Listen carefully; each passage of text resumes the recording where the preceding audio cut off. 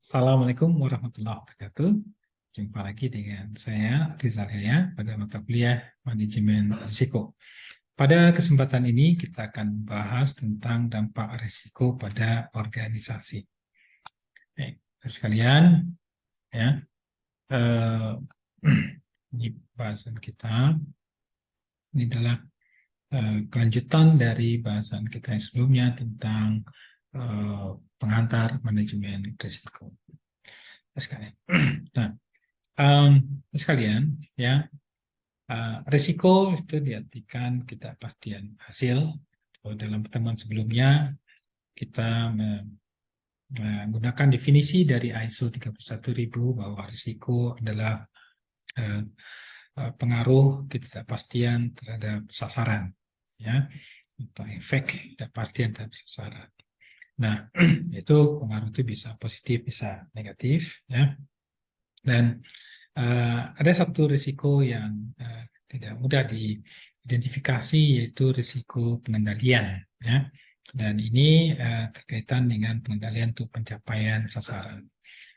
Nah, suatu sasaran itu dia harus jelas, ya, supaya kita bisa uh, membantu untuk mencapai sasaran itu. Kalau sasaran tidak jelas, itu akan meningkatkan ketidakpastian hasil.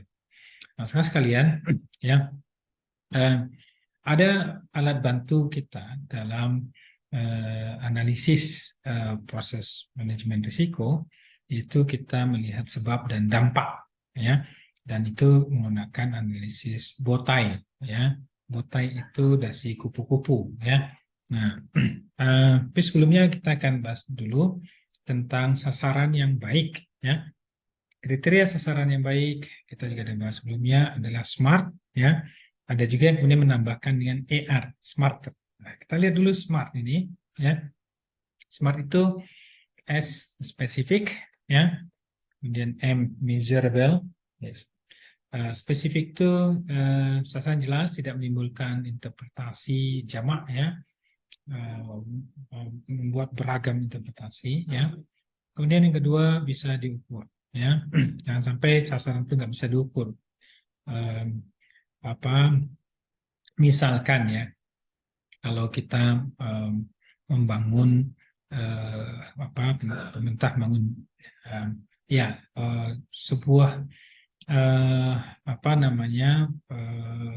perguruan tinggi katakanlah, ya, oke, punya sasaran, ya, menghasilkan lulusan yang unggul, ya, atau menjadi perguruan tinggi yang unggul misalkan. Nah, itu akan menimbulkan banyak interpretasi, dan supaya lebih spesifik terus diperjelas unggul di mana, ya, nasional atau internasional, ya.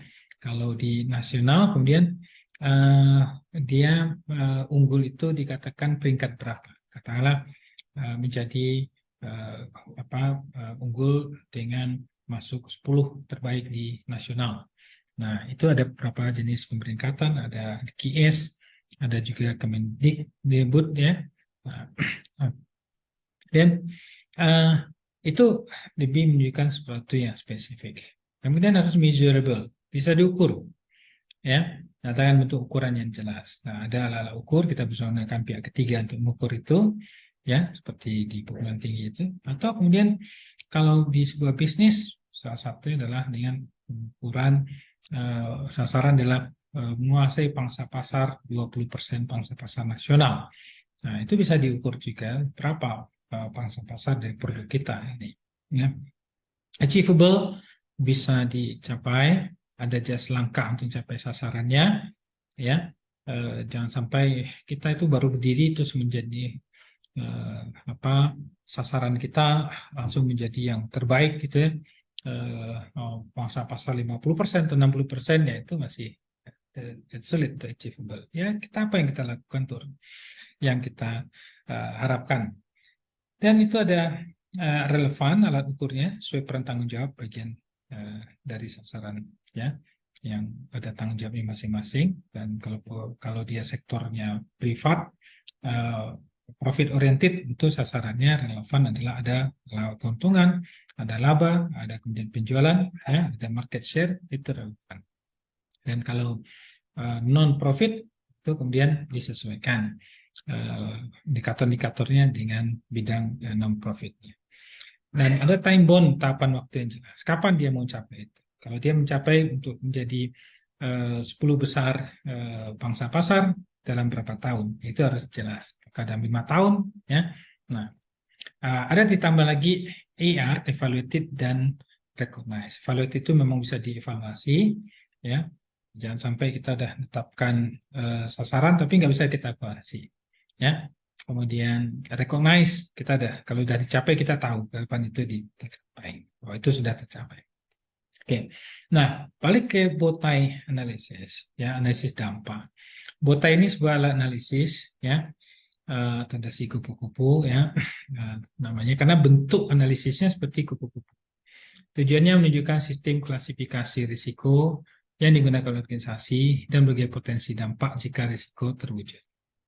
Ya, jadi kita menunjukkan klasifikasi risiko apa aja risiko, ya, dan potensi dampaknya apa kalau risiko terjadi. Nah, sisi kiri itu sumber bahaya, source, ya, dan menunjukkan sistem klasifikasi menunjukkan organisasi untuk sumber risiko, ya.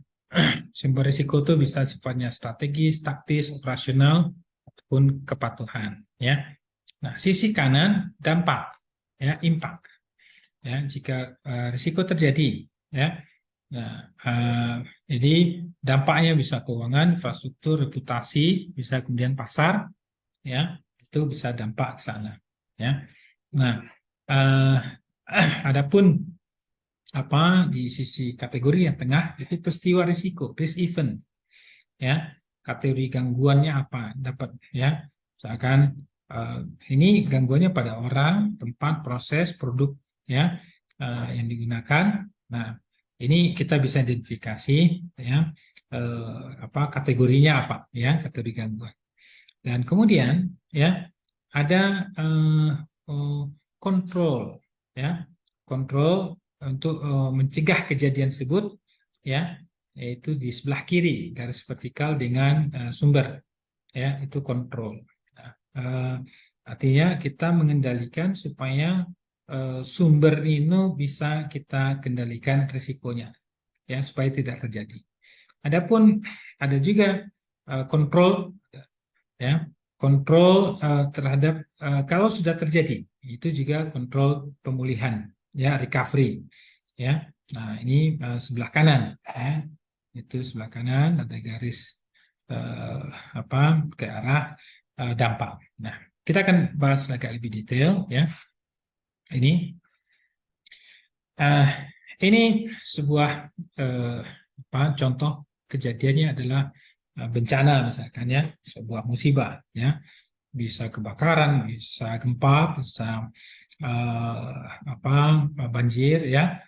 Kemudian sebelah kiri adalah sumber risikonya, ya, dan kemudian sebelah kanan adalah dampaknya, potensi dampak. Kemudian ada pengendalian, sebelah kiri pengendalian terhadap sumber dan sebelah kanan pengendalian jika terjadi, ya. Nah, ini kejadian apa dampak-dampak itu kita identifikasi sampai hingga sifatnya eskalasi makin besar. Nah, kategori apa kejadian bisa pada orang, ya, kejadian risiko pada orang. Misalkan kejadian itu apa tidak adanya keahlian dari orang itu sendiri, perilaku yang tidak tepat oleh seorang senior manager, ketidakhadiran yang tidak diharapkan dari personel kunci, sakit, ya, kecelakaan, injury pada orang, itu bisa merupakan kejadian. Kita bisa identifikasi berupa kejadian. Kejadian bisa dalam bentuk, ya, apa fasilitas-fasilitas yang kita miliki, ya, akses terhadap fasilitas nggak cukup, ya, rusaknya fasilitas, ya, fasilitas fisik, ya, atau non fisik. Kemudian fasilitas aset kita yang rusak dimaling orang, ya, dicuri, itu terkait kejadian risiko. Kejadian risiko lagi adalah proses kegagalan IT, ya, hardware, software, prosesnya, ya. Ada hacker komputer. Kita bisa melihat dulu satu bank syariah BSI di ya bank besar, bank syariah besar. Selama 1 minggu sistemnya dihack, ada malware dan kemudian tidak beroperasi. Nah, itu adalah kejadian pada proses, ya. Kemudian manajemen informasi yang tidak memadai dan kegagalan komunikasi dan sistem transportasi. Kejadian risiko juga pada produk, ya, produk yang jelek, kualitas, ya. Kemudian disrupsi, kegagalan supplier, ya, supplier itu enggak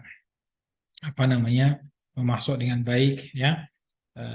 Ada di satu dulu saya dengar berita mobil Nissan itu untuk airbagnya itu bermasalah sehingga akhirnya ditarik mobil Nissan jenis tertentu karena pemasok airbagnya diketahui kemudian bermasalah kualitasnya, itu berdampak, yaitu jelas sebuah risiko yang besar.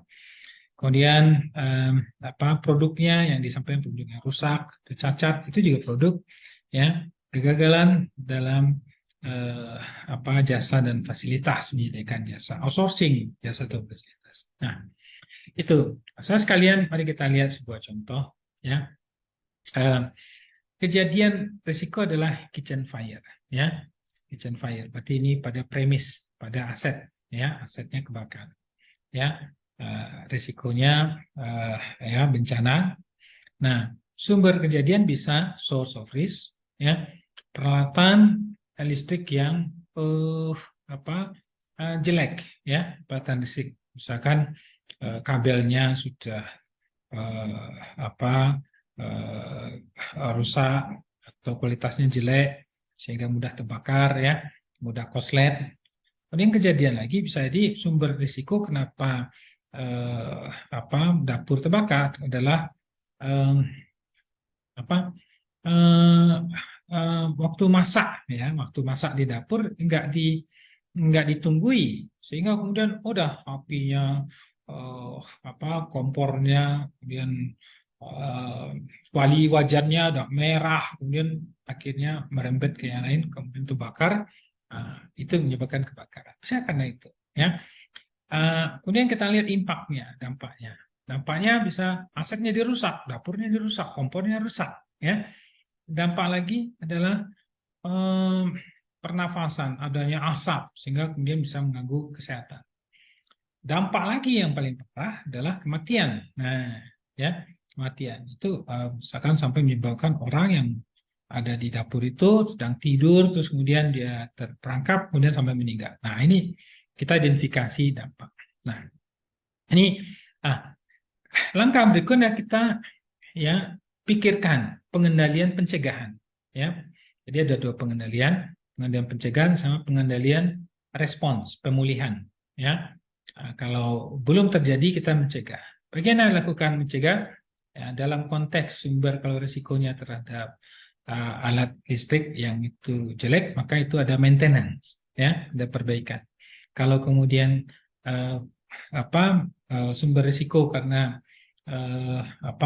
dapur nggak di pasar masak nggak ditunggui, maka kemudian ada supervisi, ya, supervisi diingatkan. Oke.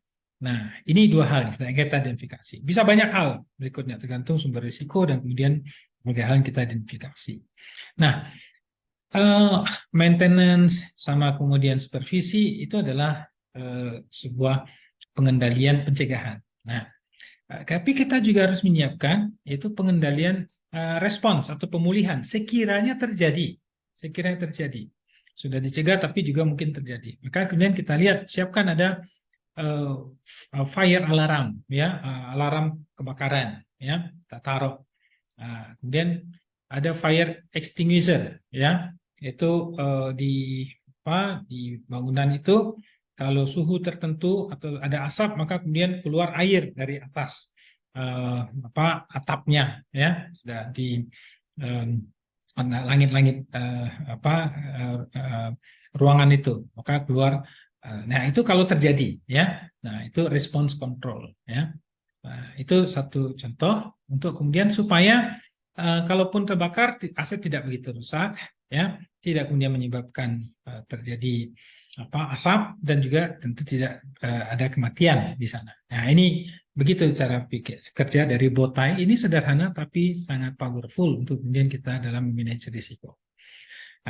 Nah, kalau kita kembangkan lebih lanjut, misalkan ya kejadian ya kejadian risikonya pada orang, apa itu pekerja terjatuh dari ketinggian. Kalau tadi kan pada premis, pada alat, ya sumber risikonya apa?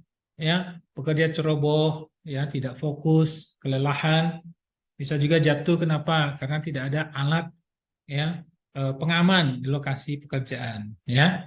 Kemudian terjatuh kenapa? Fasilitas ya dan kebersihan lokasi yang kurang mendukung, sehingga licin atau apa gitu, atau kemudian alatnya dia naik tangga tapi tangganya nggak kuat, patah, ya dia jadi jatuh. Nah, itu adalah sumber risiko. Yang mana kalau kita identifikasi akibatnya itu, ya sebelah kanan, pekerja bisa luka ringan, bisa luka berat, bisa kemudian meninggal. Ya, nah ini kita identifikasi dari yang dampak ringan sampai kemudian dampaknya yang berat. Nah, kita identifikasi kemudian ya botanesis ya itu berupa ya pengendalian pencegahan, preventive control, ya ya yang sebelah kiri, ya. Nah, sebelah kanan adalah ya response control. Nah, preventive control untuk pekerja ceroboh kita lakukan dengan ya ada ya pembatasan jam kerja, sehingga pekerja nggak terlalu lama, nggak terlalu capek, ya sehingga bisa fokus saat kerja. Kemudian pengarahan karakter, ada penang kontraktor ya terhadap pekerja, tentang ada training, ada briefing ya tiap hari tentang keselamatan kerja, keselamatan lakukan. K3, safety ya. Kemudian nah untuk alat pengaman apa itu preventifnya, pencegahan. Ada inspeksi oleh pihak K3, memasang alat ya pengaman ya tepi ya supaya dia nggak jatuh, memasang rambu-rambu keselamatan. Nah ini untuk pencegahan ya. Nah, kemudian untuk tentang fasilitas ya penyebab jatuh karena fasilitas, ada pelaksanaan housekeeping, pembersihan lokasi kerja, dan masang penerangan yang cukup. Nah, ini sehingga kemudian itu bisa diantisipasi ya. Nah, kalau tetap terjadi antisipasi, kalaupun juga terjadi ya kecelakaan, kita kemudian sudah siapkan ya response control, yaitu pekerja menggunakan APD ya. Sehingga kemudian kalau dia pakai APD, kalaupun jatuh dia tidak parah akibatnya. Kemudian pasang safety net, ada net di bawahnya. Kalau jatuh dia ditangkap oleh net ya. Kemudian penyediaan tim pertama ya sudah ada P3, dan kemudian penyediaan peralatan untuk K3 ya pertolongan pertama pada keselamatan ya. Nah itu sehingga tidak terjadi luka, tidak terjadi luka ringan ataupun luka berat ya, apalagi kematian ya. Hal lain ya respon control itu dilakukan untuk berbagai keperluan tadi ya, yang diharapkan memang kemudian tidak ada dampak yang luka ringan atau luka berat, apalagi kematian. Baik sekalian ya, nah ini tugas Anda pilih 3 peristiwa risiko suatu organisasi, Anda pilih lakukan analisa dampak dan akibat dengan menggunakan Bowtie, termasuk tentu dengan pengendalian pencegahan dan pengendalian respon pemulihan ya. Demikian bahasan kita pada hari ini ya, semoga bermanfaat. Terima kasih. Assalamualaikum warahmatullahi wabarakatuh.